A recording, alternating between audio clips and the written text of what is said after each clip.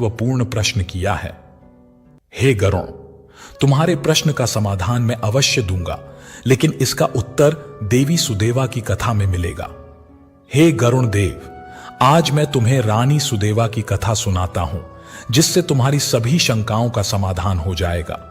इस प्राचीन कथा में ही तुम्हारे सभी प्रश्नों के उत्तर मिलेंगे, इसलिए इस कथा को ध्यान पूर्वक सुनो।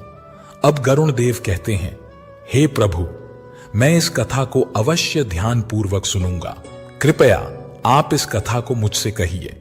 कौशल देश के राजा इक्ष्वाकु और रानी सुदेवा की कथा अब भगवान श्री कृष्ण कथा सुनाना आरंभ करते हैं और कहते हैं, हे गरुण देव, यह प्राचीन काल की बात है।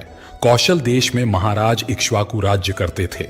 वे धर्म का पालन करने वाले, गुणवान, चरित्रवान और अत्यंत कुशल सम्राट थे। उनका विवाह काशी नरेश की पुत्री सुदेवा के साथ हुआ था। सुदेवा सत्य का व्रत पालन करने में तत्पर, गुणवान, चरित्रवान तथा एक महान पतिव्रता स्त्री थी। महाराज इक्ष्वाकु पुण्यात्मा थे। उन्होंने अनेक यज्ञ तथा अनेक पुण्य के कार्य किए थे। उन्होंने देवालय बनवाए, अनेक पोखर खुदवाए, सुंदर वाटिकाएं बनवाईं और वे साधु संतों की रक्षा में सदैव तत्पर रहते थे।